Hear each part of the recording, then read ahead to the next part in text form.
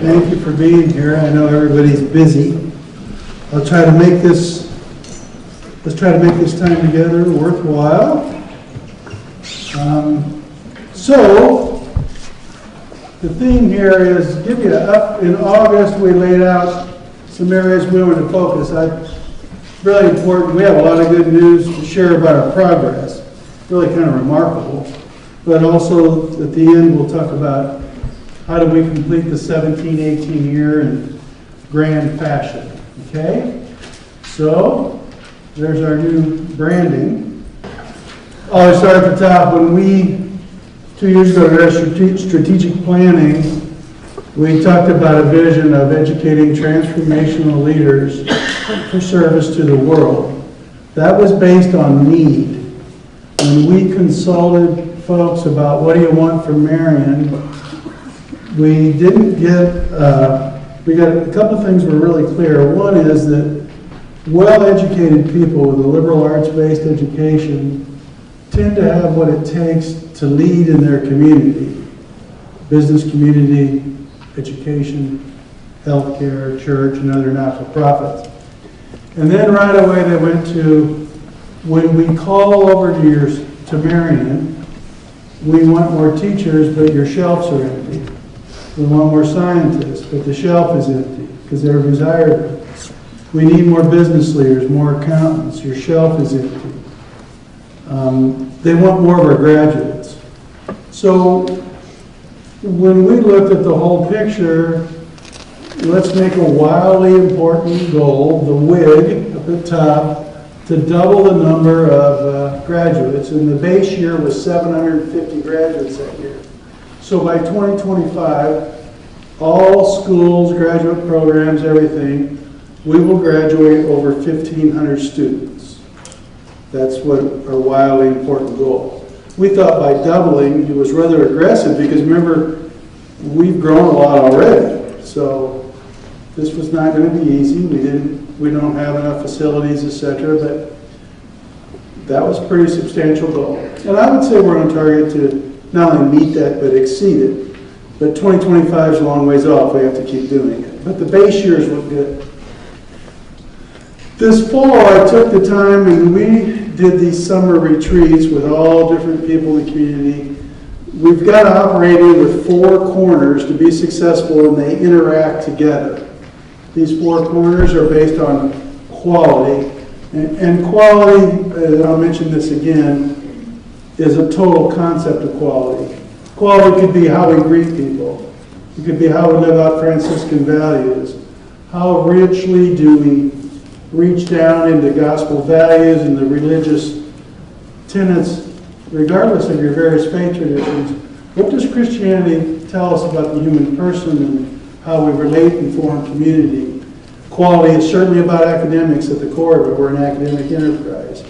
Quality could have a lot of dimensions. It could be safe, wholesome places with great speaker systems and your ability to have technology. So quality is a total picture. Certainly enrollment, the enrollment process and how we go about that feeds our WIG. Quality feeds our WIG. You need resources to feed the WIG, the wildly important goal. And of course, we're going to have to tell our story better all the time. And so I'm just going to do a little update, and I'll just warn you up front. You can't give all the update. In other words, I told the story a long, long time ago, and I haven't told it in a while, so some of your newer ones get it. The older ones will say, I never heard that story from you. But many years ago, my daughter, Dr. Elsener, who graduated from Marion before I got here, Beth was gone. She's here today, I bet. So anyway, Beth was gone. It was a Saturday morning, and Ann was in about 7th or 8th grade. And I was just wanting to read a book. It was Saturday morning. I wanted to relax. It was a while reading. And I heard her going around the house yelling for Mom. Mom, Mom. Some of you parents in here have done that where you kind of have selective listening, where you don't respond right away because you just want to be left alone. And hopefully after about 8 moms, they'll just quiet down and wait a while, maybe watch TV or something. But this was a persistent mom. And I finally yelled from my bedroom, and I was there in the bed reading, Ann, Mom's not home. What do you need, honey? She comes walking in the door, with a book in her hand and papers. She said, I need some help with my homework. I said, well, I've been a teacher, a principal. Honey, I'll help you. She said, I don't want that much help. She walked away. I'm a spirit, On all these points, I won't give you all the information about what we can do. I'll hit some highlights if that's all right. Because you don't need to know everything. And you know more than me about some of these areas. So let's talk about quality. We've had a number of things happen that would be touch points. I could, like I said, I could go all dimensions, the religious dimension, the operation, etc. I thought I'd focus on academic areas. Dr. Lowry and Dr. Britt were both, there's an annual gathering on the circle there at the Hilbert Circle Theater honoring the best and brightest of Indianapolis. They're 40 and under. So you can be 40 years younger. And we had Dr. Lowry was there for his research and work as a professor.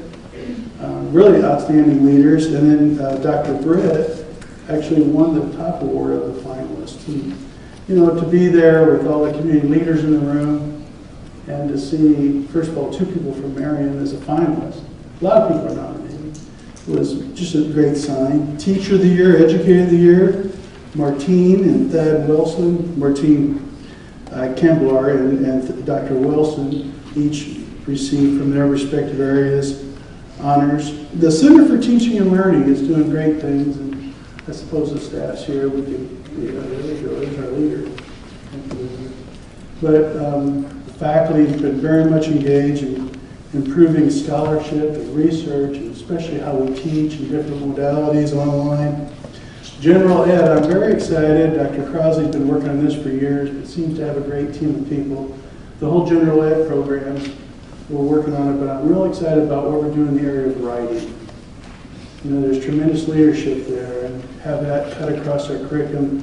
We talk about transformative leaders, they have to communicate, right? And to have our graduates be excellent writers. Faculty development's happening everywhere, and we're working on budgets for next year to put more investment in that. And so the academic enterprise is fed, and the quality of folks that we have here can keep developing their gifts and talents. Research and awards, and 6 of our undergrads in science, the Sigma Zeta, I always get the Honor Society, but you have competition, and really we got a terribly disproportionate number of our undergrad research scientists funded, 6 students, and that's a great compliment to Dr. Vogt and everybody in that department's doing well. I took personal pride in that because my son was part of it. So that was kind of fun. Dr. Katie Harmon, first place best essay with Scholarly Magazine. So we have people publishing. Dr. Julia Hum and Dr. Aaron Hundel. Now Hundenall is a DO student that just graduated, and they've teamed up on some things, and they're on a committee for early stage investigation committee of the American Society of Bone and Mineral Resources, so that's prestigious to have one of our graduates teaming up with a professor and work at early stage investigation in research areas. We've had other great discussions with organizations here in town, and the various research projects going on, so we're in a very different place. I mentioned this before, and I had an interesting experience in October. I was at Boston College. I had a nice visit, walked around campus with Father Leahy, their president, and I was telling him that we had 9 students studying at Boston College in master's degree or PhD programs. And he knows something of the size of our place and all. Jeremy looked at you like, are you sure? Are you sure you have the right number? I said, yeah, we do. And I met with our alums and was in Boston. And sure enough, the students are studying in master and PhD programs, theology, philosophy, international counseling program, social work. We had a student there that just graduated last year that's at Tufts University. And of course, you know about Tufts University. They're the university that looks down on Harvard every day. Have you ever heard that? Because they're on high ground and Harvard's below, so they look down on them every day. But she's in dental school there. And one of our DO students, one of our doctors, is out there in psychiatry residency connected with Harvard and that hospital system. And then we had some older alums that have done neat things on the East Coast. But it was kind of neat to sit there and see all the young people in recent years we're putting out into these great universities, doing graduate study and pursuing doctoral degrees or have doctoral degrees and doing residency. It's kind of a different view. I've always been proud of Marion, but you kind of see how we're growing. You have a different kind of light on what we're doing. So that was a lot of fun. I could go into some other things. I should mention Steve's here. Athletics continues to be a real point of pride for Marion. It's just kind of amazing. This is the women's volleyball, women's soccer this year made some great progress in being involved in national tournaments. Oh, by the way, we had a pretty good game tonight. You might want to catch. We lost in double overtime to St. Francis, but I think the clock operator had trouble there. They got a little extra time, I noticed, when I was watching that with Beth. We almost started hitting the computer. We said, this isn't right. We wanted to go run the clock up there, but nobody took my call. So anyway, we think we can do well. By the way, I used to say Marion will never have an NFL player, but we will have football. And that turned out to be a lie. We do have a player in the NFL. That was kind of a neat thing to have Marion University on national sports represented. And Kershawn will get better and give it another try. But that's been great. I've noticed our campus ministry, the retreat program, the Sacramento program, and the Surge program. So many places we see quality, and that turns into, bringing a lot of people to our institution. They do all that for you. So enrollment. Let's talk about our progress. I'll talk about that to close our next challenge for this semester. But first-time, full-time freshman was a focus for us, remember? Most all of our graduate programs, I really like the looks of the pipeline. Wouldn't you agree, Dr. Woolston? We're in pretty good shape. We could use counseling in a few areas, but even our med school applications are up. I think nationally, med school applications are down this year. Our comm is actually up. So that's a good sign. And so the graduate programs look good. We wanted to work for first-time, full-time. We've never had 400 first-time, full-time freshmen. So that's our goal. And actually, it's attainable. That's a good thing. Our application pool's up 12%. We're up 14% in admits. And the quality of the admits is what we want in terms of we didn't have to change where we're at. There's a lot of innovative initiatives underway in terms of programs and redesigning curriculum that are giving us opportunities and how we market it. And we'll talk a little more about that. But I like where we're sitting in this regard, but it won't be easy to hit our goal. And I'll close with that about what the challenges before us. And then we look at an area that is most pleasing. We, in the summer, remember we said we were hoping to get to 75 million, maybe 80 before the gala. We have a $150 million goal by 2021. And when you see all these construction around workers and sit around here every morning, it makes me work harder because I know they're all getting paid. And we really don't like to pay for buildings out of tuition. We like to avoid that because it really makes it tough. We have a lot of other places to spend it. So that's really great progress. We're right at, John, we're closing on 94. And we'll just keep plugging away at that. But we have a goal. You like to get, on a big campaign like this, you like to hit 20 to 30 million a year. And really, basically in the first 6 months, we hit the 20 mark. So now some of that's deferred, but it's solid deferred. It's committed. We are going to get it. So we feel really good about that. We have a large gift that put us in the national news. It was one of the top 10 gifts in Indiana. And we opened a couple new facilities. If you haven't been to the Norman Center, I invite you to do so. The subway, did the subway get open? Next week we hope. Next week. We hope. Let's quit hoping. Hope, okay. It's a brand issue, okay. So it's not us. That's good. Anyway, we have some new facilities, and the dining hall is truly a blessing. That took tremendous work, and Evan and Greg and everybody that's worked, Aramark staff, thank them. They were here, when a lot of us were home doing our families. They were here day and night during the break to get that food service up, and they're good people, and they're proud of their work. We're blessed to have them. And then we are aggressively recruiting talent, right? We have national advertisements in big publications. We talk about all the great things out in Marion and say, here's positions that are open. Great application pools are coming in. So we're investing money in recruiting talent to add to the talent base we have. So, you know, that's always a big deal. So that's an important part of our resource, obviously. Marketing communications. We've launched our brand. We did 24 brand camps here, or sessions. And, you know, we don't know all the reasons when your application pools up and so forth, but certainly we hope that this has been part of it. The branding has shown up in new materials for all of our schools and departments. I don't suppose we have it all done at any time. We're always churning. But also for all the marketing material for fundraising, you have to have materials to go fundraise, and you have to have things well positioned. You probably all saw the video, I hope, about our fundraising priorities and what we're doing in the campaign. We also have these key talking points. I hope you're all good at this. It's admissions. All right, so I'll stand here or wherever this weekend. I graded several different groups of students. And I'll say, here's 5 things I know for sure about Marion University. If you come here and invest your time and money to be with us, not only as students, but as alum the rest of your life. I don't talk to students about being here 4 years anymore. I talk about being part of the Marion community for the rest of their life. Because as alums, etc., we want to stay involved. But you'll always be challenged academically. We'll have rigorous academic standards, but you'll have the support to be successful. We'll never leave you alone in a boat in the ocean in that regard. We're here to support you. Number 2, you'll be an active learner.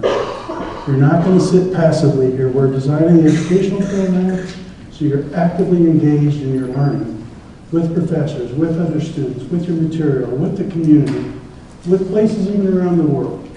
We want you to be an active learner. Number 3, we will encourage you to explore your faith and values to find that larger purpose in life as a human person and a larger aspiration for yourself and how you want to be in this world. It's very important. Number 4, we will teach you leadership skills so you can not only be good in what you do, but help others elevate what they can do in the world. Number 5, in the parish like this one, you will be job and career ready. You will not go to your parents' basement when we're done with you. Okay, from day one, we will work with you in the exchange. And Ellen, we back this up with real work to start developing your resume, your skills, and your talents to be successful. This is too expensive an endeavor, dollars and time-wise, to just wander about. You have to be purposeful in your studies. Sure, you explore, but you have to be purposeful. So that's our brand. I hope we all say that. It's maybe a little different order, but we've got to be consistent in our brand, right, Mark? And that to get the return, we have to be good at that. And so, we're forging leaders again. One thing I wanted to point out here, this all works together. Take quality. To be accountable is to be taken seriously. You have to have data and points of pride that we actually follow through on to get it to marketing. Then they can target it to the right audiences with marketing materials. The product, the program, the outcomes have to be clear in each class, each major area of study, and you have to keep track of your results.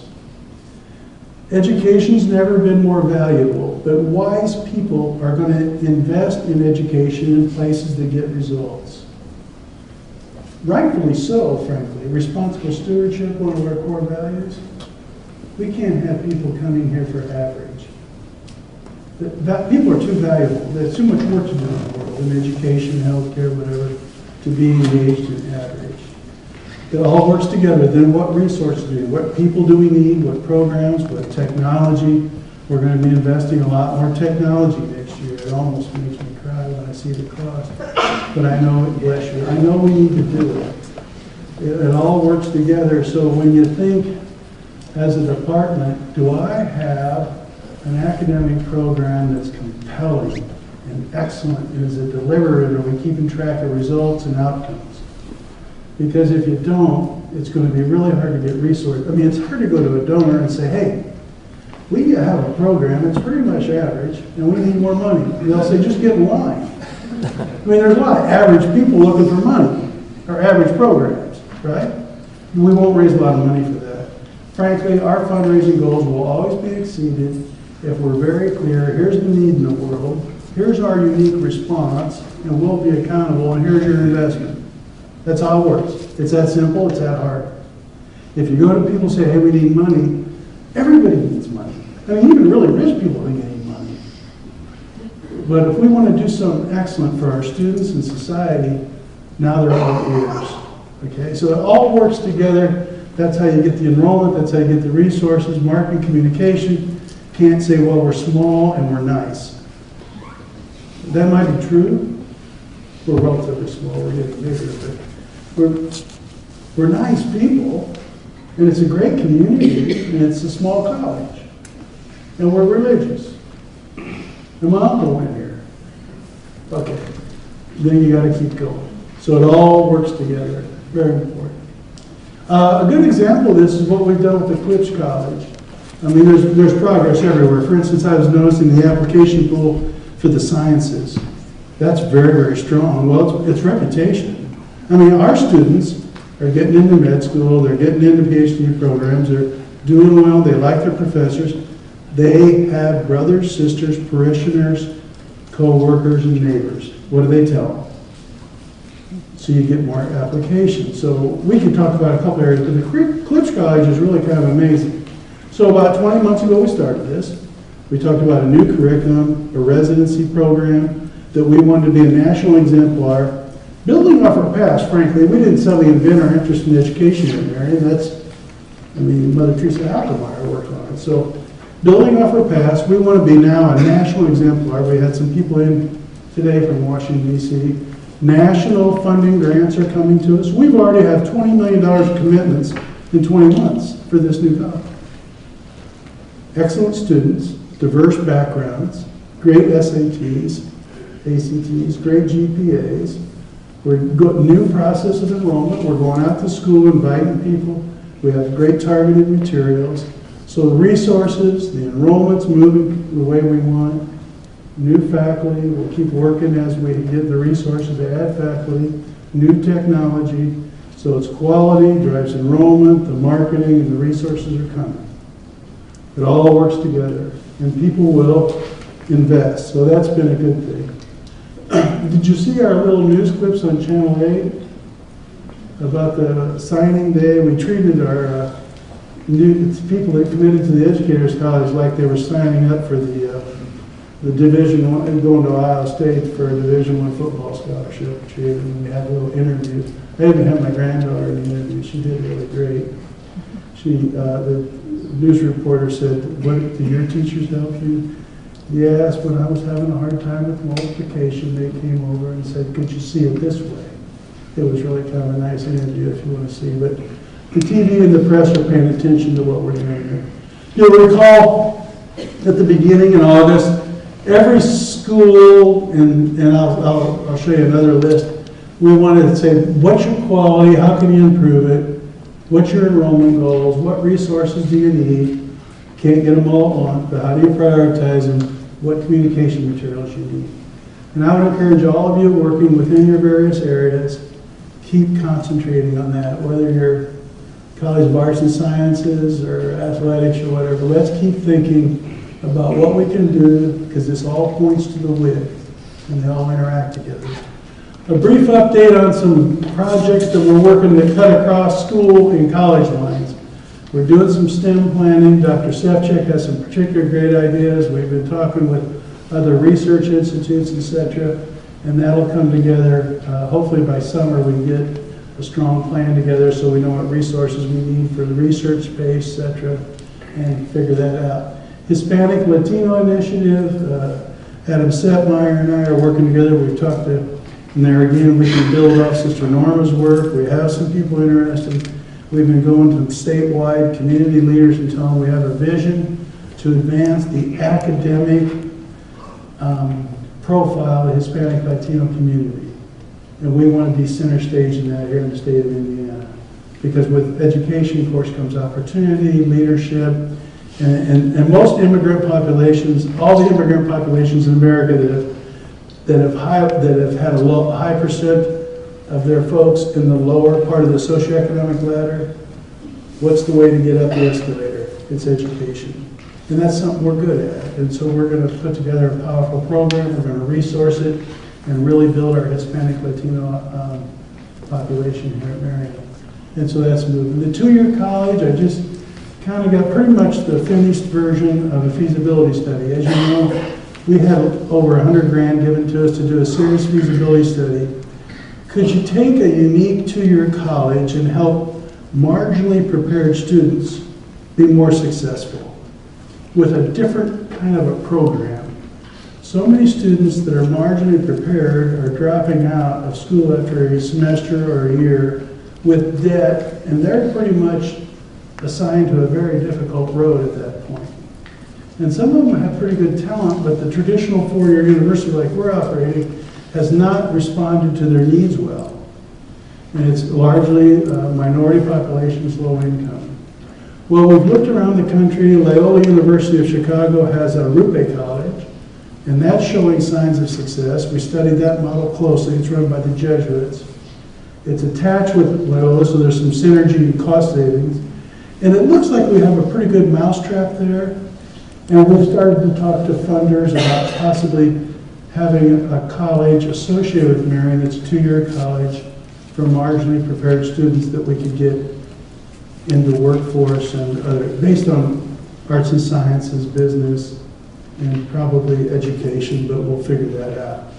So the feasibility study is strong. We have meetings with all the large endowments and foundations in the state, the biggest ones. And we already have a $500,000 commitment if we'll start one of these in 2019. So we're going to continue. We're going to take the idea to the board. There's work to do with the faculty. A lot of planning has to be done. We won't do this next fall because there's a lot of discussions that have to be held, how we'll coordinate it. But it looks like there's a big time need for it. We've done a lot of focus groups with possible people that would engage in such a program and receive powerful input. And we have some initial gifts and other people that want to talk to us further about the startup cost could be $3 to $5 million depending where you do it. And then we have a business plan around it, how it would operate and be a positive thing and a positive feeder to Marion, but a better model for the student marginally prepared. Okay? So that'll become a serious discussion in the next month. Faculty staff investments, I talked a little bit about, constantly working on our partnerships. Everywhere we can. We're not big enough to go it alone. Even if we were, it's better to be a partner. Whether it's IU, research foundations, the church, etc. The leadership development, Dr. Alf and I have such an impressive group on our committee, faculty, staff, and we're really looking at what does this transformative leader look like? Curricular, co-curricular, and experience outside the walls and boundaries of Marion. How do we put together a program that really does take this brand of educating transformative leaders and put serious substance to it, and how we'll measure it, and how we'll really be known? Boy, you know, if you go after a Marion student, when they come into our school, they're one of those teachers that lead other teachers. When they take that nursing job on our floor, it gets better. When they're in our church community, business, whatever it is, they have a way of, because of their intellect, because of their values and trustworthiness, because of their skills, because they're just healthy people, they elevate everybody's game. That's what we want to be known for. And athletics has a role, curriculum has a role, and it's been I would say a life-giving type process. So it's exciting. Marcom's doing their deal, and we've had a lot of discussions about how reconciliation applies to various departments, and we'll continue on that. So a little bit of progress everywhere. Some places, mammoth leaps of progress since August. And so we're going to keep moving on these strategic priorities. And they'll all make a big difference. 10, 20 years out, having a strong and thorough and well-resourced outreach program, the Hispanic Latino community is a game changer for the community. And again, it's not for Marion. It's what Marion wants to do for students and the common good and the larger society, right? Anytime we think what's good for us, we lose. What's good for our students, what's good for the world, we win. That's worth getting up for. And so that's how it works. And we're making great progress. The path to record enrollment. So here's the challenge we'll focus on, a couple of things when we leave here. We don't have a flood of applications such that it'll be a slam dunk to get 400 students. Actually, anywhere. We're going to have to work in all of our areas. But remember, first time, full time was a big part of our wig. But I would tell you this, we've done the math, and Dr. Wolston and his staff are working hard. It's been very clear. You know, with our applications up 12% and accepts up 14%, can we get to 400? Absolutely. I want you to pay attention how. And it's dramatic, but it's not. It just takes our focus. Continue to increase the application. So we're about 80%, right? Dr. Wolston, where we were last year. So we should finish well and be ahead on applications and accepts. Here's the deal. Last year, our yield, so of all the accepts, we only got 27.6% of them. That's not good. When the 5 years average was 29.5. So if we get that up if we get back up to our 5 year average, we win. All right? 2% doesn't sound like a lot, but we're going to have to do some things differently to get back where we belong. In terms of once they've deposited and part of our pool, then we got to make sure we don't have a melt. Last year we had 27 students pay a deposit and melted away like a Wizard of Oz. They pour water and she's melted. We don't want that, okay? We can't have that. We got to have a relationship with these people that deposited, the deans and the faculty and everybody involved. And say, hey, we're excited. You start exchanging emails with them. We get them engaged. And basically make them Marion Knights. Okay, they're telling everybody they're going here, they're on board, they're excited, they're connected to campus ministry, whatever, signed on, and we keep them. If we do those things, that 27 to 20 is my goal, by the way. Should probably be better, shouldn't it? But anyway, we'll have 400 and some freshmen, first time full time. Plus all the graduate programs and the new programs, so you'll see quite a full house. And then we'll go racing to the finance committee for that full housing. Okay? But we'll do that next. So, creative approaches are going on, and in every area we've got to work on this. So I don't know, I have 2 or 3 wonderful emails from families that participated in the Educators College site. They can say we're really taking this serious, this Educators College. We have Experience Business Day, and it's kind of a mini Shark Tank thing where they're going to come and actually experience students in business that day, create relationships with other students. By the way, my 3rd grade daughter, we were walking across campus. Andy and Chrissy graduated from here. They had their children at the basketball game. I said, well, I've got to go over and do this presentation interview. And she said, can I go with your grandpa? I said, I took her with me. So we're walking across camp. She said, I stayed all night at my friend's house last night, and her mom went to Marion. So my girlfriends, the 4 of us got to talking. We're all going to go to Marion, Grandpa. And she said, I was supposed to ask you a question. I said, what's your question? Can we pick our own roommate? Because I think they're all going to live together. I said, well, we can work something out there. So we'll work on it. Can they pick their own roommates? Okay, all right. Lucy. I thought we did this still. We were trying to get them to meet other people. But it's on the hall. Okay, on the hall. But anyway, 3rd graders plan to come here. I got pretty excited about it. So we have to have interactive visits. They have to experience something different than the other schools. They have to experience, when we have these SOAR days, etc., we've got to be really good. Welcome people, get them enthused. Once they're engaged as an applicant and accepted, let's really do great communications about what we're about. It's a student-by-student basis here. We're not a mass, we do some TV advertising, etc., but You know, we're not like a Ball State where we can spend a couple $1 million a year on TV advertising. We recruit students by looking them in the eyeball and tell them we're interested in their gifts and talents and develop them as a whole person. We just need to know our people. So, and we also are getting better and better at targeting.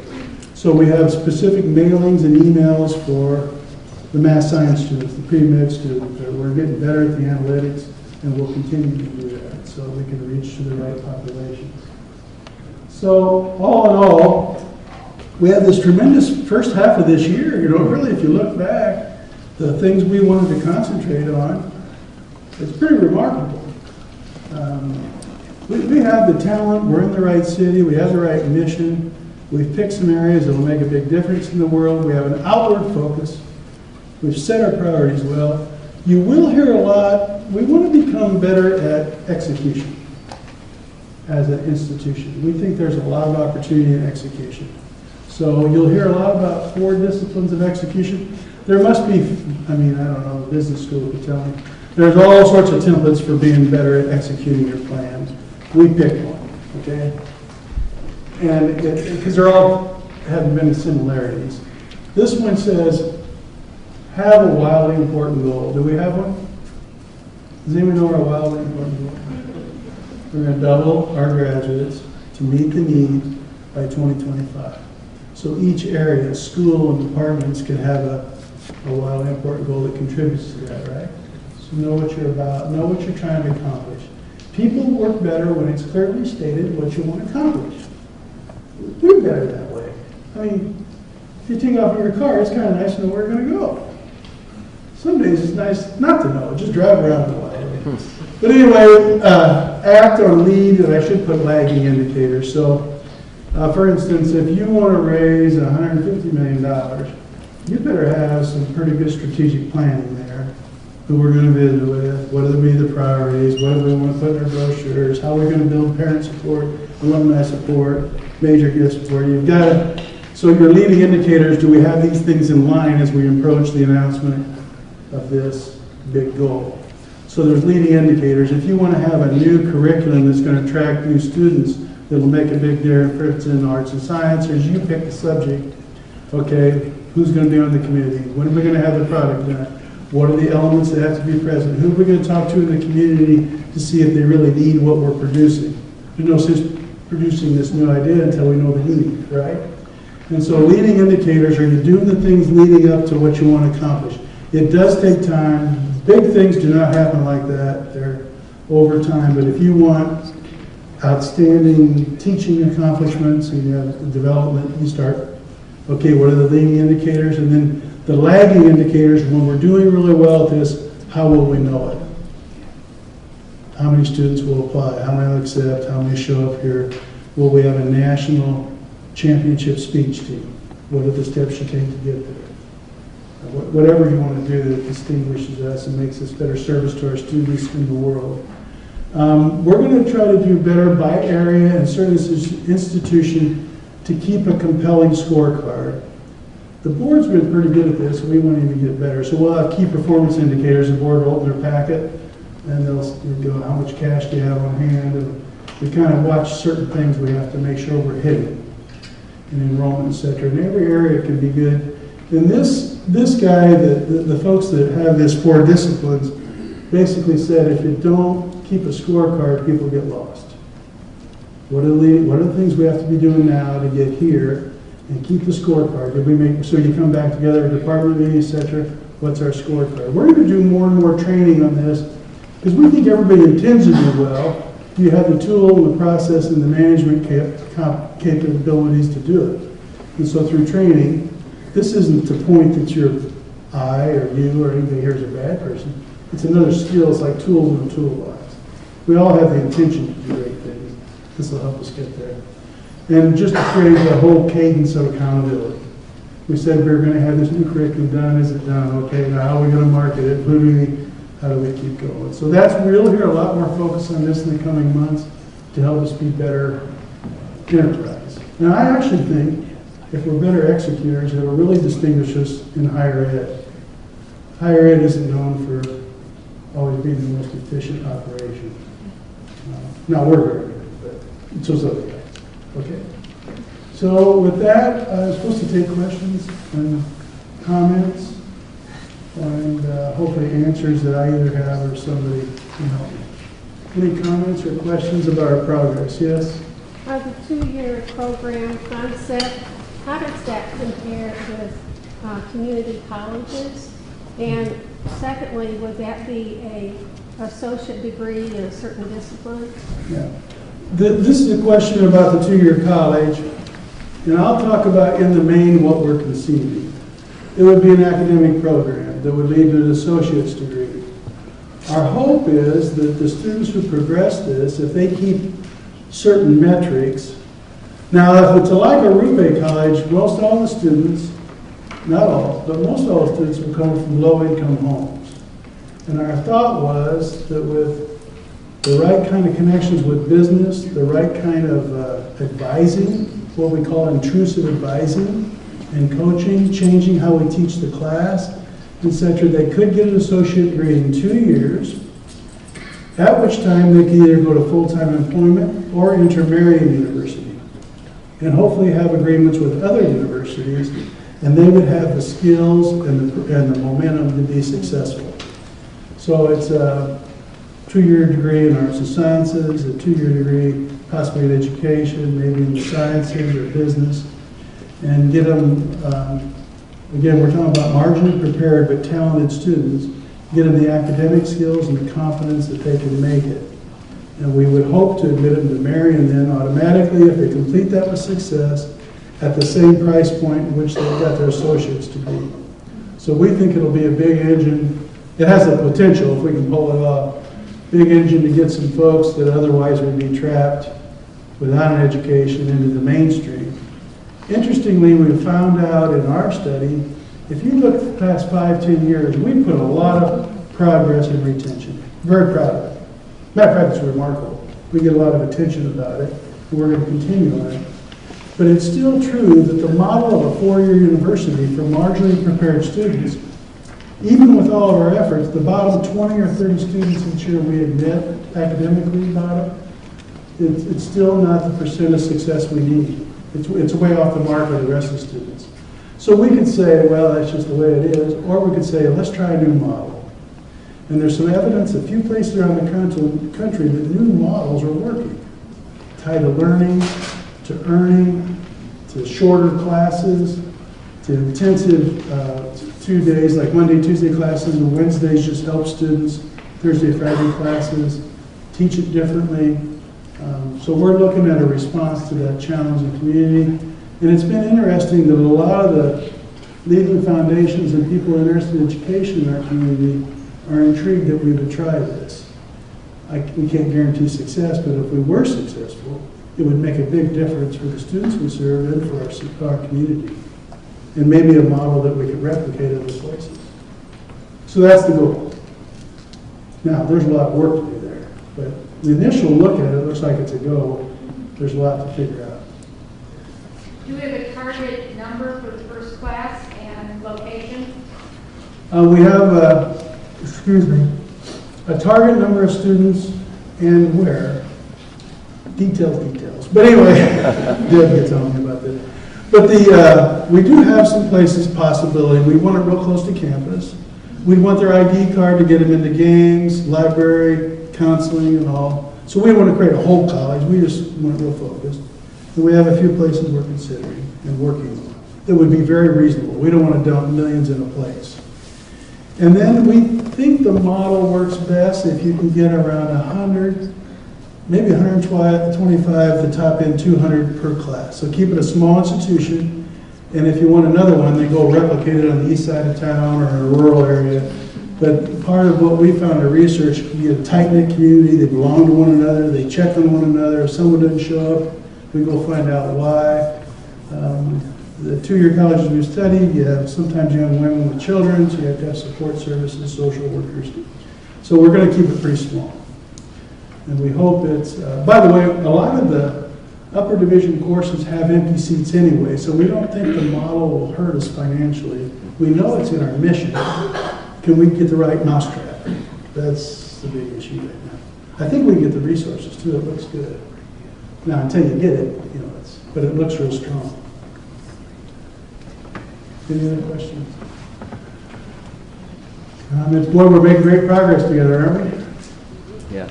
I mean, we're a lot further along in January. I mean, like on some of these areas, I thought it would have been possibly Easter or later. So I'm very hopeful for our institution, and I love the new facilities, and it's great. Thanks again. We mentioned this early on.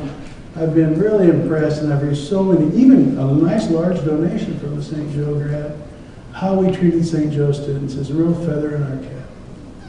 I mean, they're so tickled, and I've received 2 or 3 great emails from parents, and the donation was a cherry on top. But there's people that are very thankful for what we did, and they know it. And they know it around the country. We just went on a fundraising trip in early January, and they want to talk about that a lot, how we did that. And so that's a good thing. And tonight, there's really going to be a fun game if you want to come. And we're going to have someone operate the clock legit. Legit. Yes. I just want to comment at SOAR. I met some St. Joe students who left other institutions after one semester because of the reputation here.